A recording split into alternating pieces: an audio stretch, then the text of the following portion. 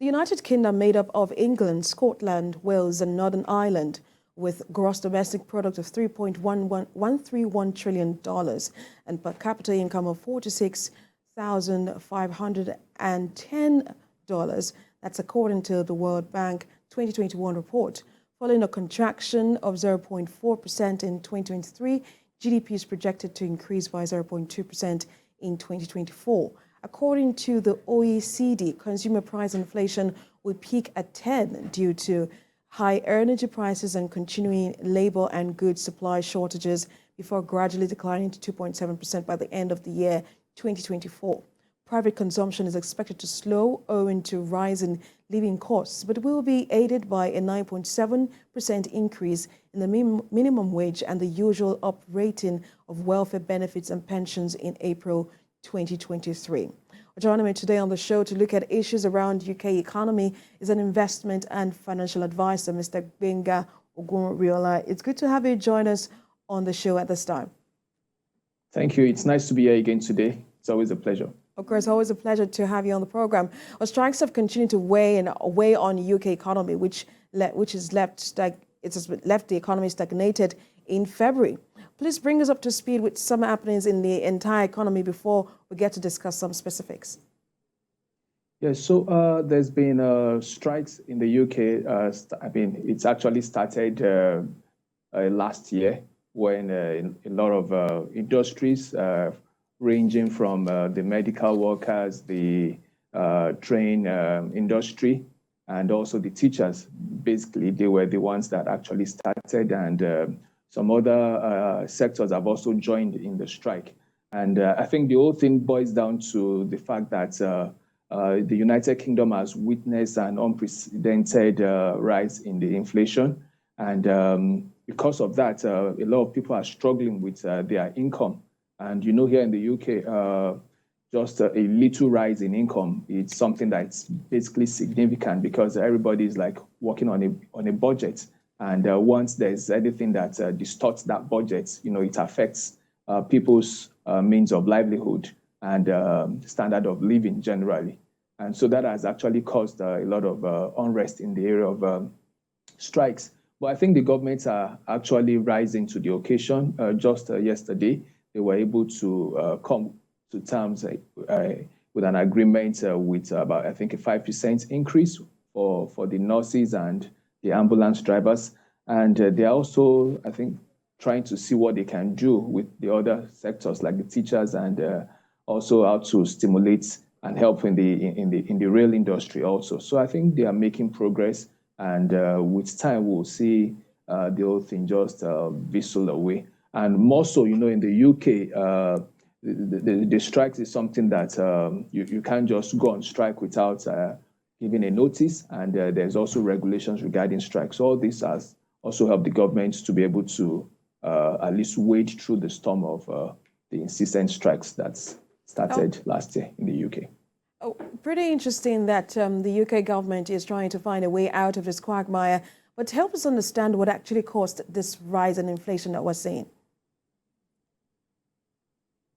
Yeah, so I mean, the inflation, it's something that's a global one. It's not synonymous to the UK alone. You have inflation almost everywhere. But currently, the inflation rate in the UK is about 10.1% based on the last figures that was released. And of course, it got to as high as 11% sometime last year, November. So it's basically because of the war that is going on in Ukraine and Russia, and also, of course, because the economy generally globally was just coming out of the COVID pandemic, and most economies were overstretched during the COVID pandemic. And so that affected, of course, the UK economies as well. And coming out of that and going into energy crisis because of the war in Russia and Ukraine, you know, also kind of contributed to that inflationary trend that has been witnessed in the UK. I mean, it's about an inflation that has not been seen in the last 40 years. So you can imagine the effect of that on the people, and of course, the unrest that has also caused. If you take a look at, if we want to understand the recession fears, which you had talked about earlier, which is likely to linger as higher taxes and borrowing costs offset the fall in inflation and government support for energy bills. Help us understand how this is affecting the day-to-day activities of London residents and businesses.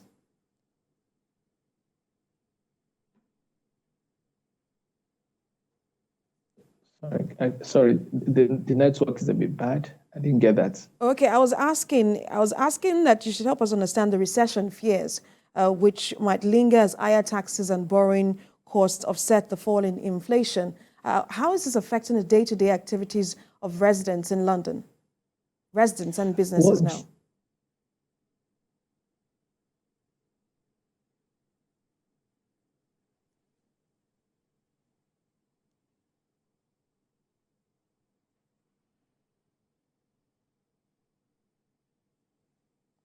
%.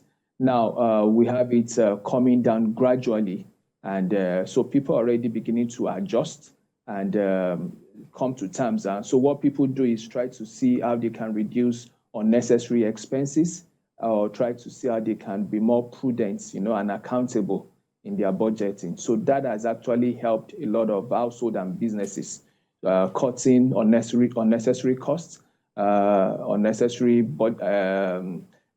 frivolous things that would generally not, bring about any productivity. People are doing away with that, and that has kind of helped people to stay above board even at this time. But it all started last year, so people are already coming to terms with it and trying to get to live with it and manage it. So that's the way people are living currently.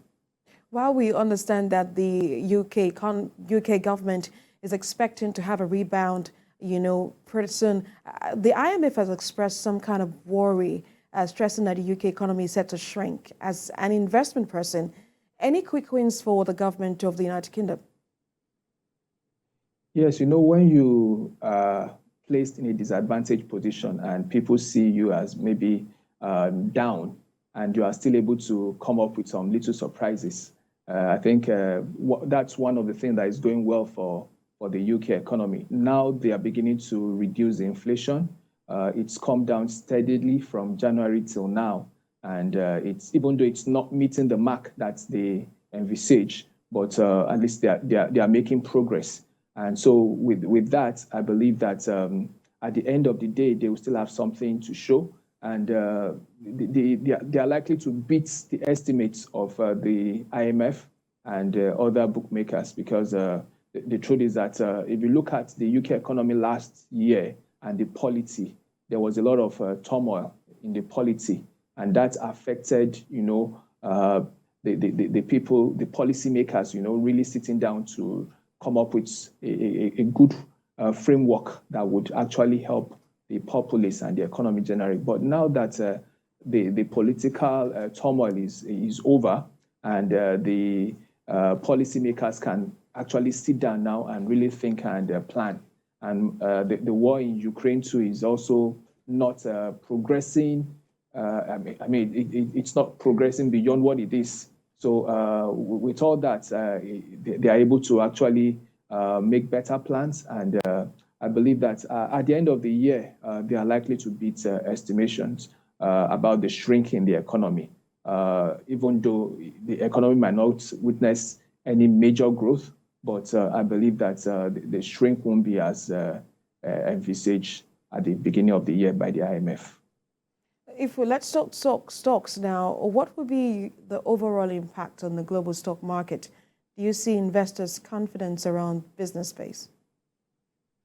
Yeah, so generally you would notice that globally, in most stock exchanges, there's been a rise. The last time I was there was a dip in a number of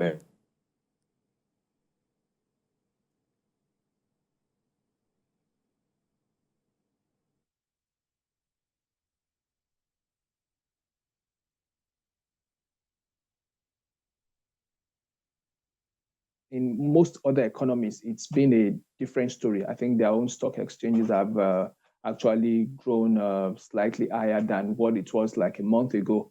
The FTSE 100 is above 3%. The FTSE 250 is also above 1%. You have the Dow Jones also doing very well compared with what it was earlier. It's about 1.65% now. Nasdaq too is doing very well, above 16%. Same with S&P, above 7%. The DAC and the CAC too, they are well above 10%, which is relatively, encouraging.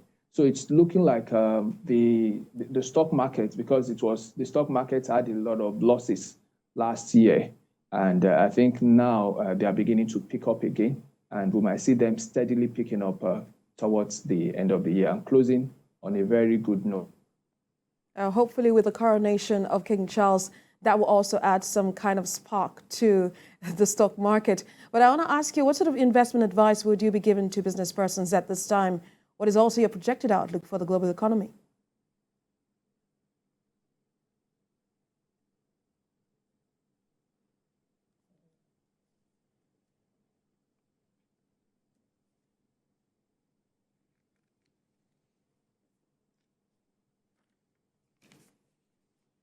Mr. Oguriola, are you still with me? Yes, yes, I am. Sorry, it seems. Yes.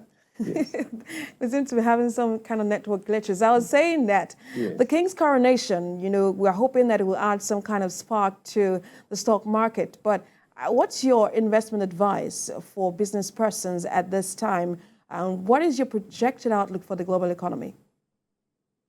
Yeah, so I see the general global economy still closing on a high this year, despite the few setbacks that we've had, especially with the banking sectors that have had some drawbacks, starting from the Silicon Valley Bank, the Credit Suisse, and now the First Republic Bank. But I think generally we are likely to see a good 2023 compared with what we witnessed in 2022 globally in the global economy. And I believe that for investors, it's a time to actually look at those areas where you could make safe investments and ensure that there are minimal losses. Since most governments have raised their interest rates and they are still raising it, even though not like they were in the last, in the last 4 quarters, but it's still going to be that you see 1 or 2 governments raising their interest rates, and investors could just profit from that and put their money in government hedges and try to just safeguard their investment until there is more stability in the global economy. So I think it's just a situation where investors should be cautious and put money in those safe havens investments. On Saturday, we'll be seeing the coronation, the glorious and pageantry of a coronation of King Charles, and we expect that this would also put some kind of spark and glow to the stock market and make UK economy light up, which is what the Buckingham Palace has said. What do you think his coronation will bring to the table? Yes, I think it's going to put the spotlight again on the UK economy and the UK generally, and of course that would also, when people come in, into the system like this, they don't just come in for pleasure alone, they come in also for business. So you could see people also coming in and trying to see, when you are kind of encouraged to come to an environment, you want to see what opportunities there are in such environments. And so as people come in, as government dignitaries, business personnel coming to the UK, over this period between Friday, Thursday, and leaving, early next week, they are likely to also look at business opportunities. And of course, that would, one way or the other, deepen the UK economy generally and attract more investors into the economy. Of course, we look forward to the coronation on Saturday. TVC News, of course, will be covering, will be streaming sometime live the coronation of King Charles. Mr. Ogunriola, thank you so much for joining us on Business Nigeria. Thank you for having me. We are watching Business Nigeria. It's time for us to discuss the closing details of trading activities at the Nigerian Exchange Limited. But before we do that, let's go on a short break.